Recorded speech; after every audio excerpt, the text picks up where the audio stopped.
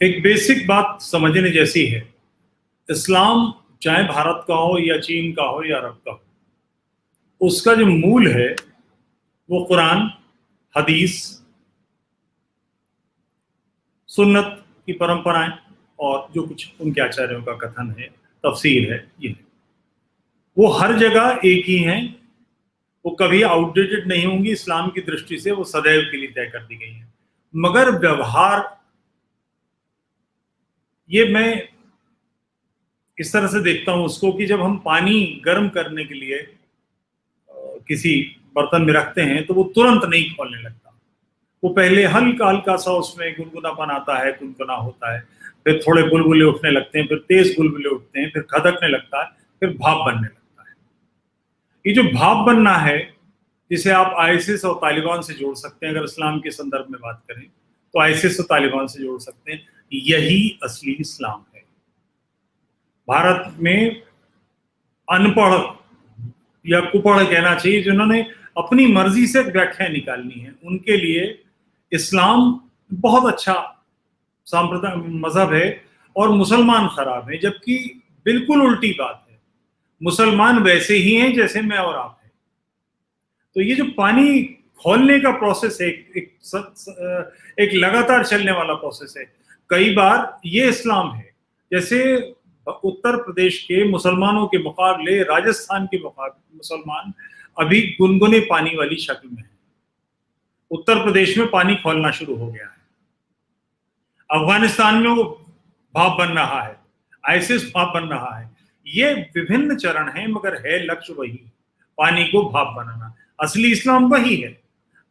ऐसे जैसे मोहम्मद अली जिन्ना के पिता का नाम पुंजा भाई था। पुंजा भाई मुसलमान ही थे, हिंदू नहीं थे। उनके दादा यानी जिन्ना के दादा ये हिंदू थे। उन्होंने मछली का व्यापार किया और उनके साथ के लोगों ने उनको त्याग दिया, इसलिए वो मुसलमान हो गए थे। तो वो उनके घर के नाम तक मुसलमानी नहीं थे। व्यवहार आज भी जो गुजरात के वोरा हैं उनमें हिंदू पर्सनल लॉ लगता है, क्योंकि वो यहीं के शुद्ध हुए, यहीं के भ्रष्ट हुए लोग हैं। तो भारत के इस्लाम में और अरब के इस्लाम में या कहीं के इस्लाम में भी मूल चरित्र का कोई अंतर नहीं है। व्यवहार के स्तर पर अभी वो प्रोसेस चल रहा है। आपको ऐसे मुसलमान मिल जाएंगे जो मंदिरों में जाते हैं, ऐसे मुसलमान मिल जाएंगे। मेरा मित्र है, वो मेरे साथ मंदिर में चला जाएगा, वो मुझसे ज्यादा जोर से होली खेलता है, मगर है वो उसी प्रोसेस में, और किस दिन वो भाप बनना शुरू हो जाएगा पानी, इसका कोई भरोसा नहीं। मूल चरित्र एक है, मगर है उसकी प्रक्रिया अभी चल रही है। जैसे मैं आपको एक उदाहरण और भी देना चाहूंगा। ये थोड़ा विवाद का विषय, क्योंकि इससे मत भिन्नताएं भी हैं। ठगों का भारत में उन्मूलन हुआ। मध्य भारत से मथुरा, वृंदावन, काशी लोग आते थे और पाया गया कि हजारों लोग गायब होने लगे। एकदम से पता ही नहीं लगता था। स्थिति इतनी बिगड़ गई कि जो महाराष्ट्र की तरफ से लोग आते थे वो अपने पूरे संबंधी कुटुंब के लोगों से मिलके विदा लेके कि पता नहीं लौटे या न लौटे करके आते थे। जबलपुर में कर्नल श्रीमैन था, वहां का शायद कमिश्नर था, एडीएम था, उसको इस काम के लिए लगाया गया और उसने फिर इसकी छान पटक की, जानकारियां की और ठगों का एक लीडर था उसको तोड़ दिया।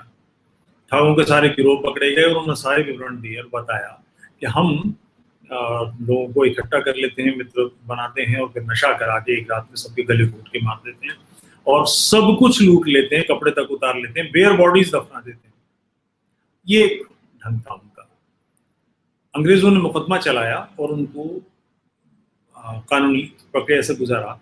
तो उन ठगों ने, ध्यान रहे ठग सारे मुसलमान थे, ठग और पिंडारी दोनों के दोनों मुसलमान थे। कहीं जैसे अभी वो किसकी, आमिर खान नहीं, सलमान खान की पिक्चर आई थी जिसमें पिंडारियों को हिंदू बता दिया। पिंडारी अफगानिस्तान के पठान मुसलमान थे, उनका हिंदुओं से कोई मतलब नहीं है, मगर उसने पिक्चर बना दी अजीबोगरीब हिंदू रीति रिवाज की, और आम हिंदू उसको देखकर समझ लिया पिंडारी हिंदू थे। ऐसा नहीं है, दोनों मुसलमान थे। तो उन पर जब मुकदमा हुआ तो उनके जो एक लीडर था उसने कहा कि हम काली के उपासक हैं, ध्यान में मुसलमान कह रहा है, और हम मारते नहीं बलि देते हैं।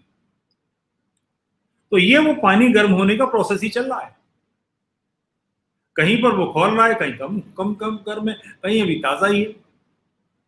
तो इस तरह से है, मूलभूत चरित्र में कोई अंतर नहीं है, हाँ बस व्यवहार का अंतर है और वो जैसा है।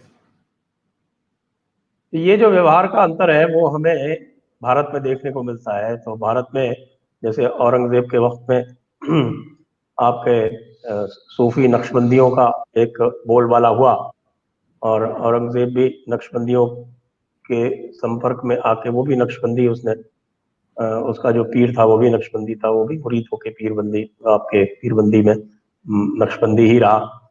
आपके फतवा आलमगीरी नक्शबंदियों द्वारा लिखी गई, जो उनके जो निज़ाम बुरहानपुरी थे वो नक्शबंदी थे, जो उनके सेकंड इन कमांड थे आपके शाह अब्दुल रहीम, वो भी नक्शबंदी थे। शाह अब्दुल रहीम आपके शाह वलीउल्लाह के वालिद थे। फिर उसके बाद ये आपका मोहम्मद की प्रॉफिटहुड और मोहम्मद की डिविनिटी को लेके इनमें एक द्वंद्व होता है और इनमें विभाजन होता है, और देवबंदी और बरेलवी बनते हैं।